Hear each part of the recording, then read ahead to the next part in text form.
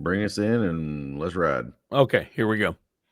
Welcome to Navigating Your Retirement. I'm your co-host, Tony Shore, and I am here with Travis Chance, one of my favorite people in the entire world. We have so much fun together doing the show, and Travis brings the wisdom to the show, and I bring, of course, just eye candy. I Of mean, course, there's that. there is that. Anyway, Travis, how have you been? Tony, as you and I were talking previously before we decided to hit record, it's been a little tiring. My wife had a good friend of hers in town, and we had 6 female children, 2 wives, and me and my dog. And that was our house full this weekend. So as you might can guess, I'm still trying to recover. I feel like I just went to Disney for a week. Oh, So wow. yeah, Yeah. entertaining is fun, but it's always tiring. So Oh, oh, yeah. excuse me. You're worn out. Now, I am worn. I am worn 6 slap kids? out. Yep. 6 kids? Yep. And what are the age all girls? What are the ages? 15 to 5. Oh, Travis. The fact that you're still upright, and walking is uh, amazing. yeah, it's pretty remarkable. I'm pretty resilient, Tony. You get a husband of the year award for that one, That's or what I that's father what of I the was year. told. Yeah. Yeah. Yeah, that's good. That's good. Well, usually, to be honest, it's the wives that have to put up with us and our buddies, or, Oh yeah. Oh and yeah. they have to take care of the kids while you're off, hunting with the buddies or whatever you're doing. But yeah, turnabout is fair play, I guess, once in a There you while. go. There you Yeah. go. There you go. So But I everything. am I am excited because there's only 2 more weeks before we'll actually be able to start talking about everyone's favorite time of year. Football starts real soon, so Yeah, just can you wanted believe to it? throw that out there. I had to. I'm counting the days. I got one of those little clocks in my office where it's like 14 days, 6 hours, and Yep. whatever seconds. So Nice. yeah, Nice. Now, that's great. And you know me, I was born and raised in Minnesota, so I'm a Vikings yeah. I'm sorry. fan. Yeah. Yeah, I'm sorry. And my wife and I got invited by a friend of ours, got us tickets to the first regular season game. Vikings regular season game is in Chicago against the Bears, big Dub Bears. rivalry. Yeah. And they got us tickets, lower level, 40-yard line. Look So, at you. Look at yeah. you. Look at Huh? you going to see Caleb Williams in all his finger painting glory. Yeah. Oh We'll see Lord, I what don't want happens. let's don't get into that this morning. No, 'Cause no. We'll wait for football that season to jump into that that. still kills me that, like, I mean, today, and maybe I'm wrong, maybe I'm too harsh, but you go back to the days when you at least had to play until your junior year, or you know you sat the bench, you got experience, you got coached up, and then you got into the game. Now these kids hype themselves. They hype Oh, themselves all the way into the NFL. yeah. I mean, I'm not saying Caleb Williams can't throw the ball, but that was like, why? He played 1 season and he was like, what, 9-3, talked himself into the Heisman, and then all of a sudden he's supposed to get half ownership of the Bears just to play football for him.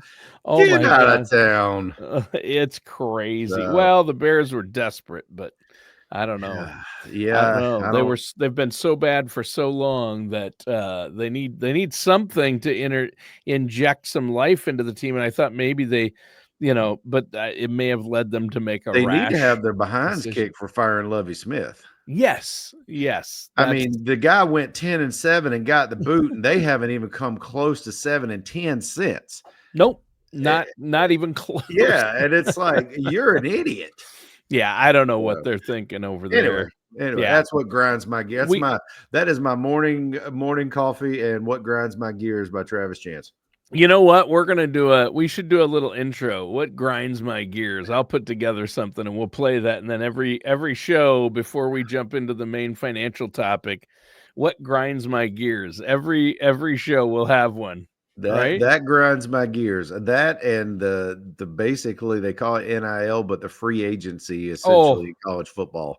That's a yeah. whole no I could do a show on that. That's Oh, just we could do a absolutely show, and actually that oh, relates to oh, finances. oh my goodness. The money in college football the whole thing has ruined it. And the fact that it's basically like pro ball where, the good teams and the places that have money are just going to get better and better, and there's no parity in college football because it used to be a player had to stay with the same school the whole time, right? You get Well, a you know what, scholarship, and then Tony?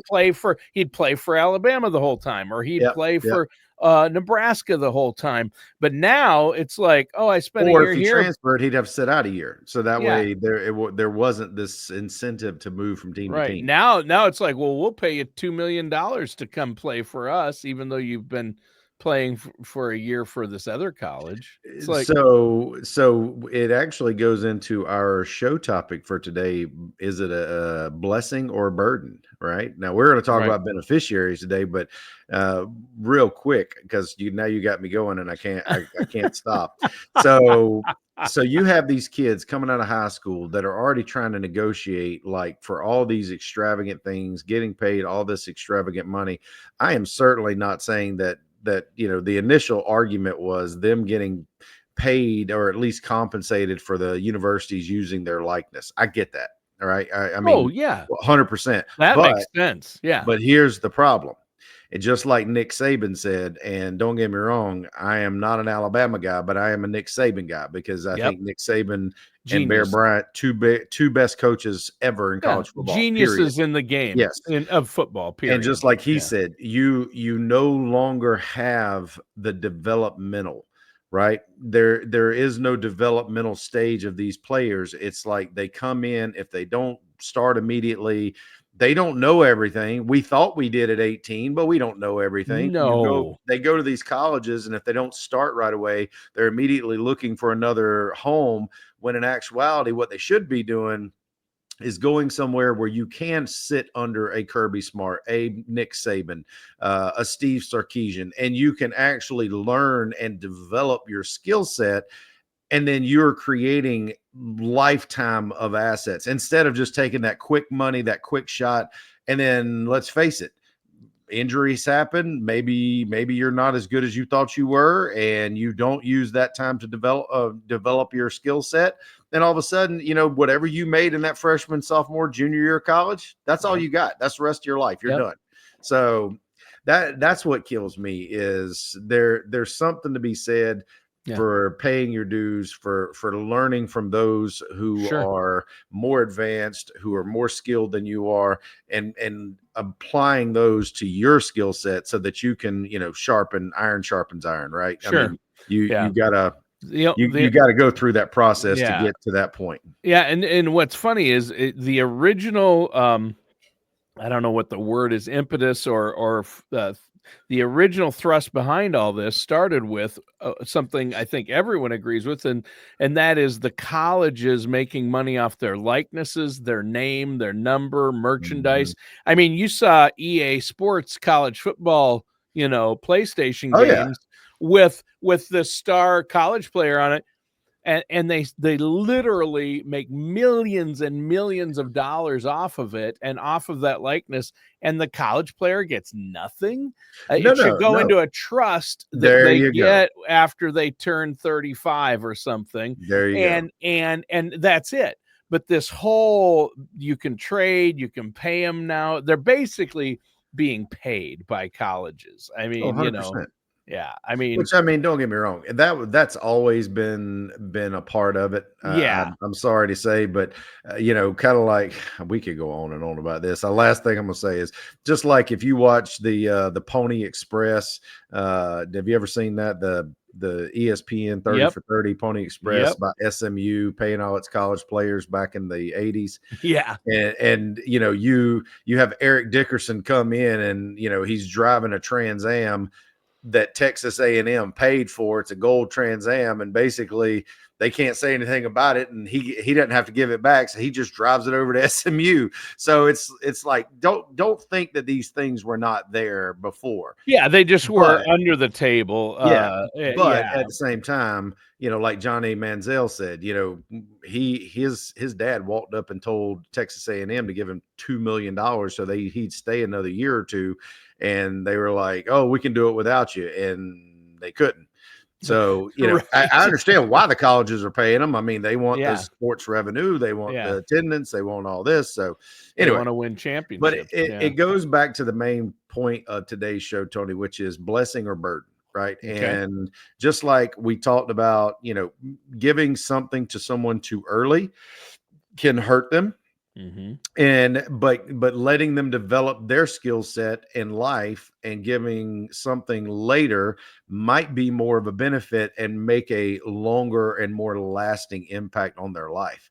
So that's what we're going to talk about today, because unfortunately, that is a fact of life we all have to deal with in our business. That is one of my burdens that we bear, is to be here as a resource for families of our clients, for spouses whenever significant other passes away, and try to help provide guidance. And one of those facets, really, I think, that gets overlooked, just simply because I think sometimes advisors think, well, they just have it taken care of, or my clients already have thought that through. I don't need to mention that. In a lot of cases, that's not the case.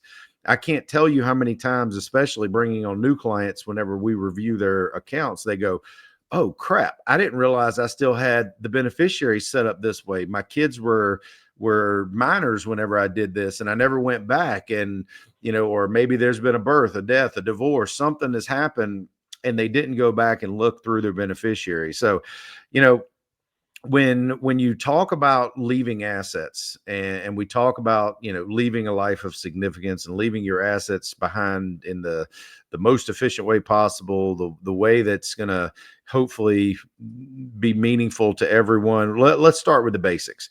Home, personal assets, like sentimental assets, record collection for you, Tony. I mean, you know what I mean? Right. Things that meant a lot to dad. Things Sure. things that maybe you did with your kids, other property, tangible property. All these things really need to be handled by the will. Or, and I don't recommend go out and just start giving away all your stuff, but Right. you need to make sure that you're having these conversations with the entire family of kind of, I hate to say it, but who gets what. Because what if you have private conversations that your other kids were not privy to, and maybe they are in the under the mindset that they're going to get X, and you've already told another child that they're going to get it? Then all of a sudden, guess what you have just created, Tony? Well, family disharmony is what Family you've friction created. and family disharmony, because you're not going to be here to have that final conversation to settle it. Happened with my dad's family. He has 100%. there's 4 kids. Grandpa passed away. Mom had passed away. Actually, my grandpa outlived 3 wives. So he lived to 101 and was still going strong after 100. So but when he did pass, he left land to each of them, and that was set up pretty well in the will and transfer on death. So the land part was fine. It's everything else. And he Yep. never communicated about money, never wanted to talk about it. Part of that generation didn't communicate. And over the years, he had implied different things to my dad, to his Right. brother, to his other brother. And 2 of the brothers now don't speak 100%. because, Yep. and you know what? It's over a pickup truck.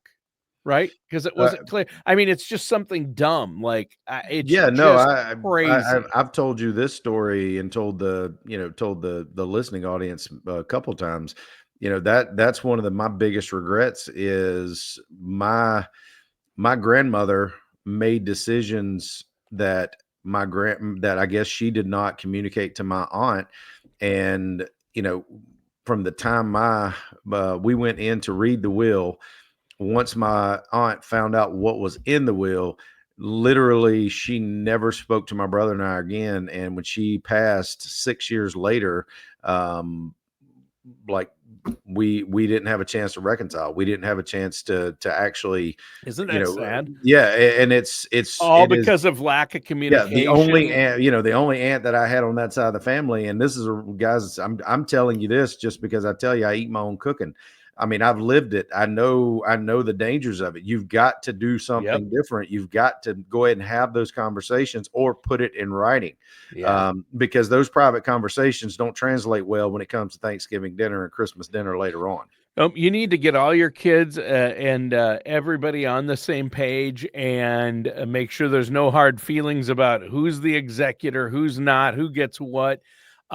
So you've seen it. I've seen it. So many Mhm. families. And Who, it's not just isolated to you and I. I've seen it. I've no. seen it Oh, countless times in other beneficiaries of clients where, well, that's not what I thought mom and dad told me. That's not what they said. And right. you're sitting there and you're listening to this, but whenever it's in writing or it's a done deal, there's not a lot that can be done, and there's a lot of opportunity for hard feelings that really don't need to be there. So when it comes to, like you said, tangible property, we talked about homes, personal assets, and I know you might think this is silly, Tony, and believe it or not, this is just something from my experience. I mean, we're talking about things as small as like figurines that were Oh on yeah. the coffee table or on the end Sentimental table. items. Oh Yeah. my goodness, and it's like Can break a that. family up permanently. And my dad's family was 100%. tight. Yep, They were tight and always close knit family. And now two of them won't speak to each other. and that's what's really sad, That's and so sad. yep, and that's those are the things that, we the next items we're gonna talk about, we talk about naming beneficiaries and having beneficiary forms. There is no beneficiary form for the angel statue that's on the coffee table. No. Right. I mean, it just is what it is. Have the conversations. Right. So the next group of items, we talked about tangible property and houses, et cetera, which, that could also be in a trust, which we'll touch on in just a moment, just briefly. But things like CDs, checking accounts, savings, brokerage accounts. A lot of times, unless you specifically ask for a transfer on death or a pay on death or some type of additional paperwork to name a beneficiary, they don't require beneficiary forms for you to set them up. Hmm. So, we sometimes we overlook that because we just assume, okay, when I pass, the executor of my will have access to these funds or have the ability to use these, and et cetera, et cetera, et cetera. Well, here's the problem. In our local area, it could take anywhere between 2 weeks and 2 months, in some cases longer, I've seen, to get a death certificate. Guess what? You have to have documentation, not just say, hey, I'm the executor and here's an article showing where my loved one passed away. You got to have documentation for a lot of these companies. I have a lady, Tony, bless her heart, sweetest lady I've ever, I don't say ever, but she is one of our sweetest clients we've ever seen. It literally has taken her almost 9 months to get cash out of Capital One. And she is the spouse, has a death certificate, has all the backup documentation, but they have run her through the ringer. So I'm Why not is telling you that? this because they just keep saying they need more. They need more. Or this, Yeah. like they asked for a copy of the death certificate. They said, "Oh, Hmm. it was smudged or it wasn't clear." Oh No, it yeah. wasn't. It was absolutely crystal clear Yeah. because we made the scan and sent it Yeah. to them for her. Yeah. 100% not the case, but their document departments, they work at the speed of smell, not the speed of sound. They certainly are not going to be, chomping at the bit to get those funds out to your executor or They to in your fact, they spouse, have etc. people that, all the whole job is to delay and Yeah, obfuscate 100%. and deny. I mean, that's they have whole teams of people. Really quick, Travis, I will tell you a similar story. When my grandfather passed, the piece of land that was left for my dad and the main farm my dad got, had a Verizon cell tower on it. And I was very adamant when we got together reading will. My first question for the attorney and for the family was, "Who gets the land with the cell tower?" And they're like, "I don't know. Let's see, whose land would that be on?" And I go, Dad, make sure you get the land with the cell tower. That's what I told my dad. And everybody was like, why do you care so much about that? Lease payment. Mailbox money. Yep. Every month he gets a check for $665 every Yep. month for doing nothing, and it Yep. takes up the tiniest little piece next to Sliver. a driveway into a field that doesn't really, you don't lose, he hardly loses any crops from it, and it's $660 a month that will be their lifetime, right? Yeah, absolutely. So for his lifetime anyway. And so sure enough, it's on his land. But guess what? Verizon wouldn't stop sending the checks to my grandpa's name, and they couldn't be cashed. There was a problem getting them cash, and my dad had a problem getting the money because his brother, who's mad about the truck, is not. Yeah, it's gumming up the works. He's the only one supposedly that can cash them, and Verizon, I'm trying to get it switched over. My dad's not good at this stuff. They kept asking for more.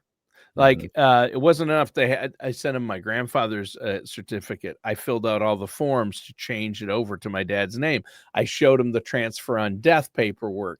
I gave them everything. Then they said, we need the original deed to the land that it's on to see. Everything but a pint of blood. Well, the original deed's from 1855 for that land. And then they kept saying, no, we need this, or this didn't have the right date on it. You have to redo that form. And I mean, months. Yeah, this is not just going down to your local bank with a handshake and no. getting And then they things said, done well, like we need not only the death certificate for your grandfather, but for his wife. And I go, which one? And they said this one when it was enacted. And I go, well, she's been dead for 15 years. I don't have a death certificate for her. And they go, no, we need to see that. We need to see this. Finally, I got an attorney here just as a favor, sent him a letter saying this is causing undue stress to my dad, who's not physically doing well and mentally doing well, who just lost his father. And they sent a nastygram to Verizon.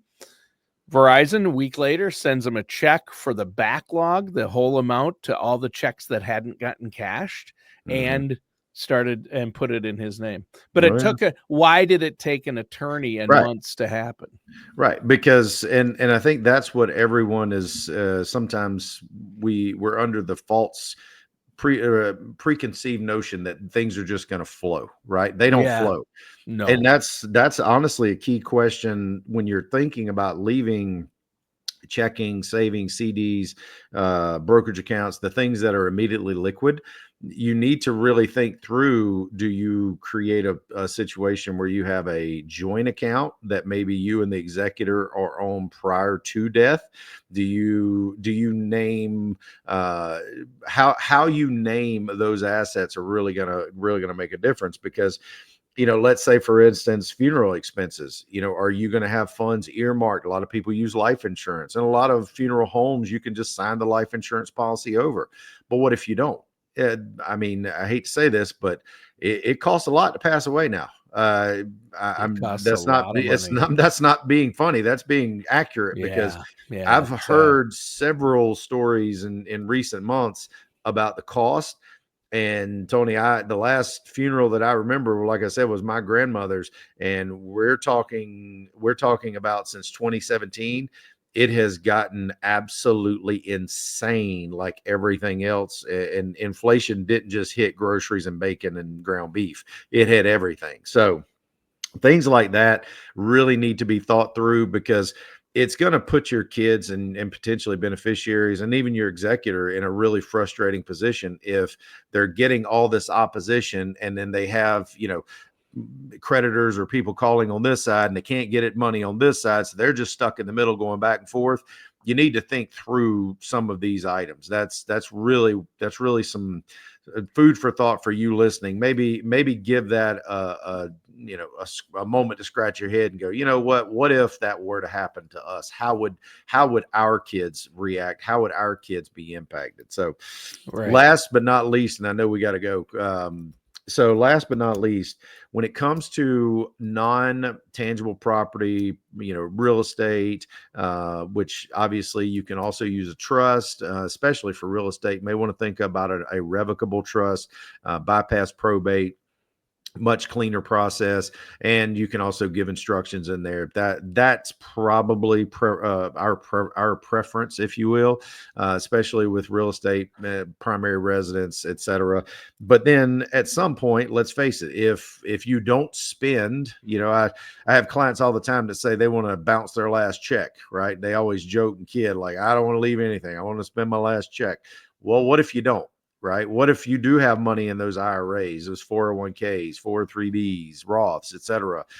Well, those have to have a beneficiary. And if, let's say, you don't name one, then they're going to go through the estate, and then that's going to be an issue. So name your beneficiaries. Make sure if you've had birth, death, divorce, you go back and you update these. But the initial title of the show, and I know we kind of got off on a tangent with the college football, Tony, and all the issues, but it is the same thing. Is it a Sure. blessing or a curse? Because let's say hypothetically that you have someone in their mid 70s, something happens unexpectedly, they're right in the middle of their distribution phase, they've just begun to take distributions. Let's say that their mom and dad leave the beneficiaries $1,000,000, right? Let's say it's a sole beneficiary, and their 401k balance of their mom and dad was $1,000,000, and they get that access to those funds. If it's pre-tax money, they got two options. You can, if they were over RMD age, the original owner, they were over RMD age, the kids still have an RMD for 10 years, and then they have to take the full distribution at the end of the 10th year. Or if they were pre-RMDs, then they don't have an RMD, but then they still have to take a full distribution by the end of the 10th year. So it's complicated. And, letting someone just, I hate to say this, get advice from whomever they run into is probably not a good idea. No. This is where you probably need to think through this as well, because that's going to be a problem. The reason I say that, and you might say, well, how is leaving someone $1,000,000 a problem? Well, let me explain.